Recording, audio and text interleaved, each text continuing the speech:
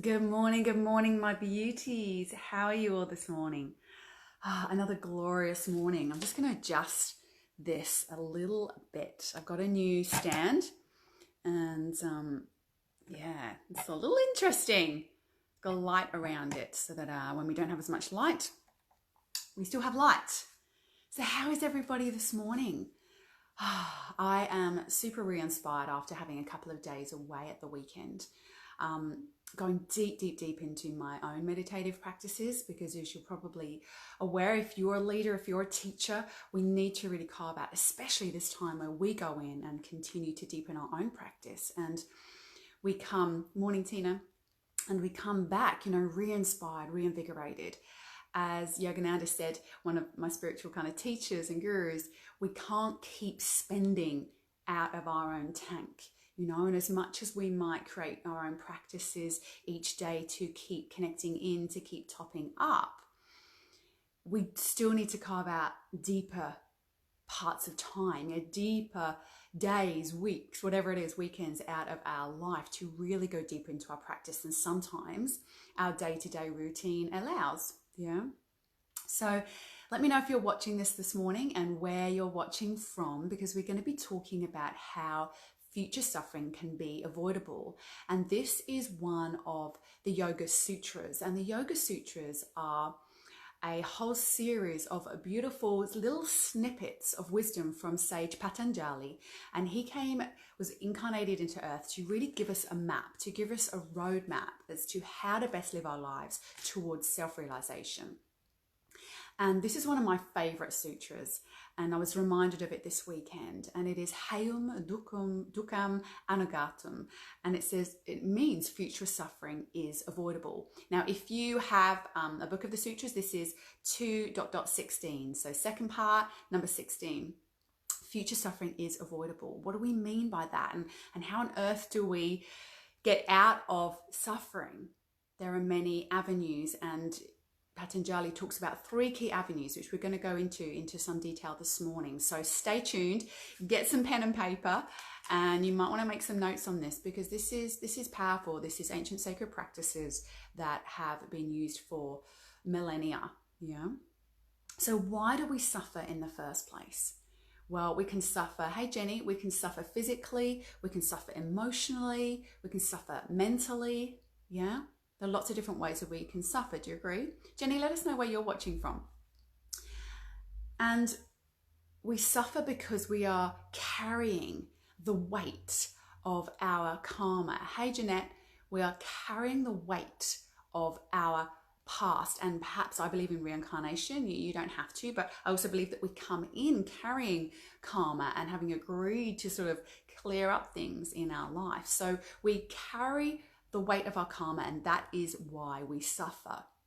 But we can start to clear up that karma. We don't have to wait for that to ripen and for these things to happen to us. We can actually clear it. Hey, Leah, we can start to clear it. And this is what we're talking about, because while we are carrying the weight of this karma, it's like carrying a big sack of all these past experiences, all the karmic ties you have with other people, all the things waiting to ripen, all the lessons waiting to be learned. But we can get ahead of that.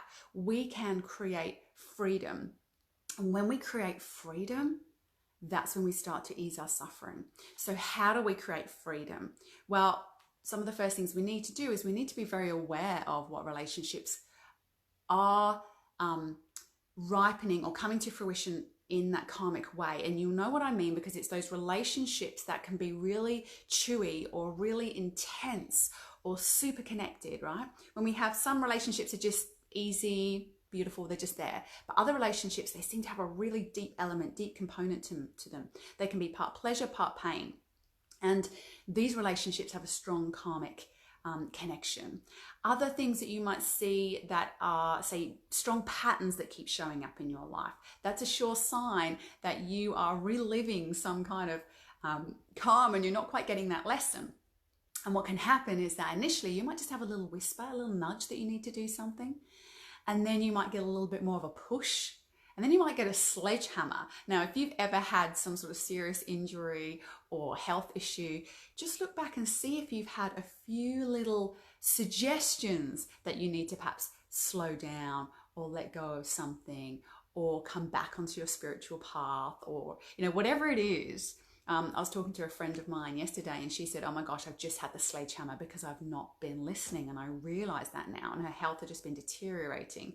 And now she's like, okay, I have to commit to this. And we're going to talk in a moment about the 3 key ways that you can release and start to, I say negate, but dissolve your karma so that you don't have to suffer in the future. So we're just talking around that now. If you've just joined us, hey Rochelle, let us know where you're watching from. Let us know if you're relating to this, that you've maybe had a whisper and then a push and then a shove and then a sledgehammer to get you to wake up, because there is a reason that we have suffering. Hey Jean, there is a reason that we have suffering, and suffering is primarily there to wake us up. It's a nudge, it's the push, it's the sledgehammer. And so if we don't listen, we tend to get more suffering, right? But there is a way, which is what we're going to talk about, how to release and dissolve that karma, release those ties. And when you are free, when you are truly free, that is when nothing gets to you anymore. It's not that you have to completely separate yourself from the world, but it's that things can happen around you and you're not triggered. You're not fazed. You can feel compassion, you can feel joy, you can feel passion. But when you, say, hurt yourself, you're not suddenly like, oh my gosh, what happened? Now I can't do this and now I can't do that. If something fails in your life, say you do an event or, I don't know, you can't go to something that you plan to go to, you're not then creating a big story and a drama around it. If a relationship has some separation, has some ups and downs, you're able to detach from that and be able to see clearly. While we're weighed down by our karma, we can't see clearly. We are reactive to our environment. And that's what creates the suffering, is reacting. Because every time we react, then we are accumulating. We're accumulating all this not seeing clearly, right? And it slowly starts to accumulate and it's dense and it can be heavy. And then we start to have disease. Disease is basically density in the body where we have not been able to stay expanded and light and open and free. We're becoming encumbered by our reactions, by our beliefs. Just want to read a message here. So I totally had that happen on Saturday. I got the message to express my feminine more, especially in dance. Yeah, great. And how did that message come across? And have you listened to it? Yeah, have you listened to it? I'm getting messages all the time. And when I don't listen, when I don't carve out this time to be quiet, to really listen, then I get these really strong messages. And that's the thing. We often don't create enough space to be able to hear and listen. So yeah, pain and suffering is there to wake us up. That's its initial reason for being. But once we start to wake up and we go, I see what's happening here. I see where this suffering is getting me to go. Then we can start really working with it. Then we can start to dissolve these seeds of karma that are waiting to ripen. Then we can start to dissolve the bindings that are keeping us stuck in toxic relationships or stopping us from moving forward. Then we can start to dissolve, the beliefs that are keeping us in one way of being, right? And we can come into a place that's more expansive and more light. We can get real freedom. So let's talk about the 3 ways, the 3 ways that Patanjali, and it's called Kriya Yoga, talks about how we can really dissolve this suffering. And the first way is called tapasya. Tapasya. Now, directly translated, this kind of means commitment and fire, right? It sort of means the heat of staying with, of being with, of seeing the truth, of being with the pain. Jeanette, you've been listening for a long time. Yes, when we listen and we follow, our life is so much freer and things happen. So tapasya is the fire and the commitment of staying with. Now, this is really important, and there are so many different ways to explain this, but one of them, or a few of them, is to learn to be able to discriminate. To learn to be able to discriminate what is for you and what is not for you. To learn to discriminate between your reactions and your emotions getting caught up in your story and something happening that has a message. Yeah, we need to learn to be able to stay with something in order to be able to detach from it, to have that freedom. If we can't stay with the feeling, we shut it down. And when we shut it down, that's the accumulation. Yeah, the accumulation of the baggage, right? And there's lots of ways to work with tapasya. And yoga, of course, that's my key thing. I'm a yoga teacher. It's part of what I do. But helping us to stay within our deep awareness helps us to and not run away from our emotions. Yeah, we need to start to see clearly. That's the primary way of being able to dissolve these attachments that we have. All right, so it's being able to stay without getting caught up in the story, without reacting, and just being open to what is in this for me to learn. Now, there are other beautiful ways to work with fire. We can work with fire through ritual and ceremony that you may have done, burning things up that you want to release and let go of. That's a beautiful way to bring into your intention and take self-responsibility for the things that are going on in your life and stop sort of blaming them on others, because that's also heat. Anything that's uncomfortable is heat, right? And we have to stay with that uncomfortableness if we want to transcend and transform that into freedom. So energetically, the seat of fire or spiritual fire for cleansing and purification is at the third eye. So a lot of our yoga practices and our pranayama and our mantra help to free energy, shift blocked and stuck energy that is our karma sitting in our body, and get it to draw up through the spine and out through the third eye. And this is the seat of our energetic fire. When we can bring energetically the released and moved emotion, energy, what's called granthis in yoga, the knots and stuck energy, when we can bring it up to the eyebrow center, that's when we can burn it up and release it. But we can't just do that in a mental way. We have to be able to feel the pain and the discomfort of that and hold it there and release it. Be ready to release it. And that's this thing of staying with the discomfort without getting enmeshed and contracted and attached to the suffering. When we do that, it can be a little hard to explain, but when we do that, we just get this beautiful release. We can get insights. Something that has been bothering us is now no longer bothering us. Yeah. Relationship that's been really enmeshed is suddenly released, So that's the first thing, tapasya, the heat of staying with that discomfort so that your enmeshments and the attachments can ease and fall away. And there are lots of amazing yogic tools and processes to sort of help in that, to hold you in that, because it can be hard to do by yourself. And that's why, in the yoga traditions and in, the work that I do, there's a lot of partner work and there's a lot of group work, because we need help to hold that container and stay with, because it's hard to do, right? Because our natural tendency is to want to go into our default patterns, is to go into our habits. So the second thing is what's called swadhyaya. And swadhyaya is the self-inquiry. This is the going deep into you and looking at your reactions, looking at your emotions, taking responsibility for your behaviors, taking responsibility for how your life is showing up, because your life is showing up exactly how it needs to be for your growth, for your moving forward.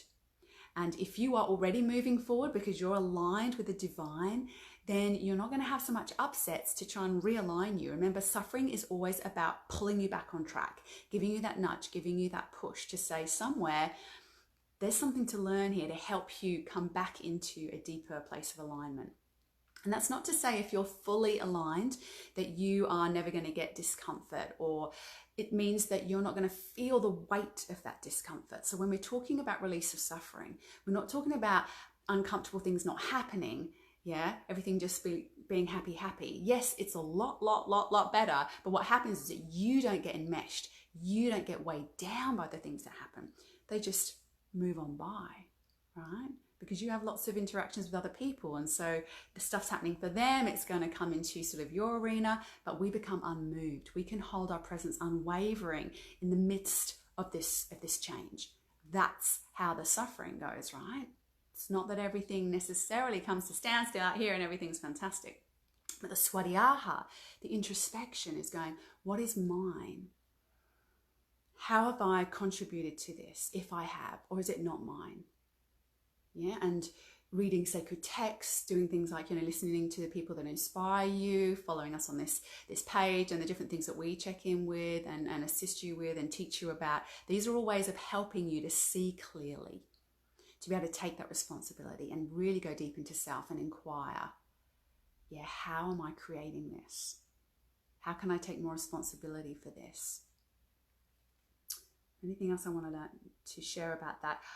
Coming back to that sense of quietness, that we must create the space for this introspection, because we can kid ourselves. And I see many people doing this. They go, oh yeah, well, I go walking and, my meditation is my music, or,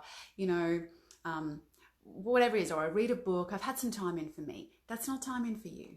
That's nice recreational time, but time in for you is that deep quiet where you are doing nothing else to distract you, but going deep into meditation, going deep into your breathing practices, your mantra, and going deep and deep into that stillness. And at the end of that, then asking those questions, asking for insights to be revealed. That's your swadhyaya. That's your work. And anything else can really be your ego and your mind sometimes tricking you into what it thinks you are doing, or what it thinks others are doing, and putting responsibility elsewhere, or over-judging yourself and guilting yourself. So you have to be very careful about what you think swadhyaya is. And we can't get away from the fact that it is deep, deep, deep presence. And the only way to do that is through meditation and stillness. So that's swadhyaya. And the last one, and this is something that a lot of people maybe feel uncomfortable about, perhaps through their upbringing, perhaps through experiences that weren't so great, weren't so high level vibration, because this one is around devotion. It's called Ishvara Pranidhana. This is the surrender.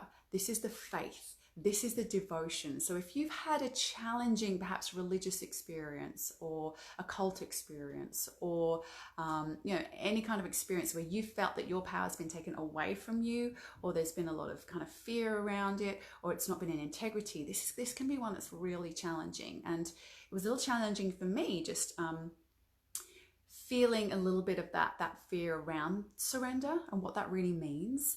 So this is a personal journey, but I've come to this place to really know that there is a higher power, and to align with that part of myself. And, I use the Hindu and yoga gods and goddesses to help me tune into different aspects of myself. So whether that's the strong warrior woman, whether that is, my capacity to create as a woman and have infinite abundance, whether that's my capacity as a woman to, again, speak up my truth and connect to my insights. Yeah. Whether that's my capacity as a divine being to remove all obstacles in my path. There are different gods and goddesses and sages that we can connect to, and the energy of that to help us on our path. So that's one way that we can do it, is to cultivate this sense of faith. And it's only when we start doing it that we start seeing the results, right? And then that cultivates faith. So one of the beautiful ways of connecting into a higher power, I believe, is through mantra for me. Because each deity has their own mantra, and I've shared some on this page, over the weeks, months, years, and they create the connection through the shift in vibration, which takes us from our place of being stuck to raising our vibration and frequency, so that we can feel the potential of whatever that god, goddess, sage is within us. So we have our physical, ego, material self and our mind, and we have this part of us that is truly divine, all those magical things that happen to us, the life force that flows within us. And when we connect to that part, Sri Yukteswar says, when suffering is removed, when we transfer our allegiance from the creation, so everything around us, to the creator. So when we can find our way of connecting with that source, with Divine Mother, with God, with goddesses, however it works for you, whether it's nature, but it's a higher power that we realize is running through us. And our life is a co-creation, When we can really fully realize that, when we can release our control, that it's up to us as this limited human being with all its trials and tribulations and mind stuff. When we can truly surrender that, when we can release that, that's when we start to become free. When we can align with the divine and we can surrender at the end of our day in deep meditation, we can say, oh, all the amazing goodness that has come to me today, I give that to you. And all the pain and suffering that has come today, I give that to you. And all the times when I was confused and didn't know what to do, I give that to you. Show me how to live in the highest possible way. That is how we start to dissolve our suffering, because we become free of this ego and mental attachment that we are it, that it is down to us, that we are all there is, that it's our fault or our responsibility and there's nothing else. And this for me is the sweetness of this sacred path that I walk and share with other people. This is the absolute sweetness. So let me know, like, which one of those do you feel you are honing in on? And which one perhaps is falling away? You don't quite have that in your life. So we've got the three areas. We've got the fire, the staying with, the self-responsibility, the being able to really carve out time to go deep into staying with discomfort, to be able to see clearly.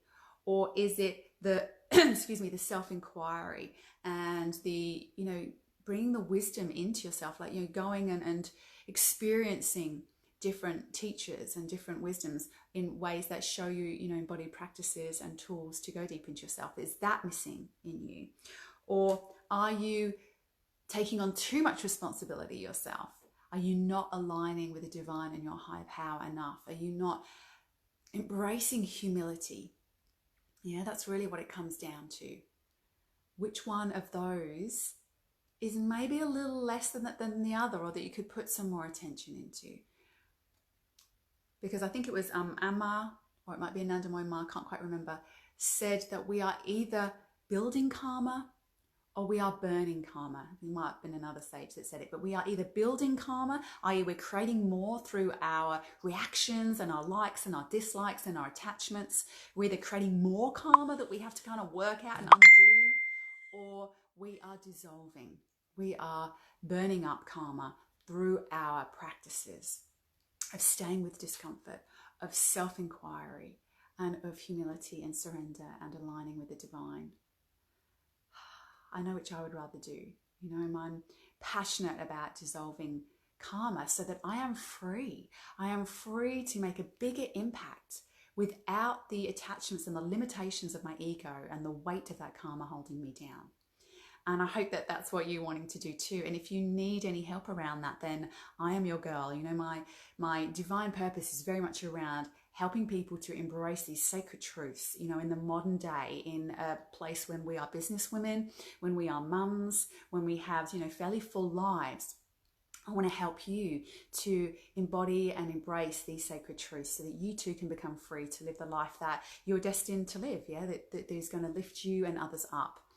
So please reach out to me, send me a private message, or we have an event on August the 20th in Brisbane if you're local to us, which is a half-day event that you'll see on my page, and we'll probably pop a link. Tina, if you can do that for me, pop a link to that in the comments below if you want to join us, because this is powerful work and we need to get real about how much we're actually doing this work and how we're truly showing up. Because I know for a long time I was kidding myself that I was doing this, and then I got a bit more of the sledgehammer and had to wake up and go, okay, I'm not really doing this. And remember, suffering is the gateway initially to us creating change. And if we are so blinded that we don't even realize that we're suffering, then we get more and more suffering. All right. So it's really great to just stop and kind of go, okay, in what ways am I perhaps struggling? In what ways am I hurting?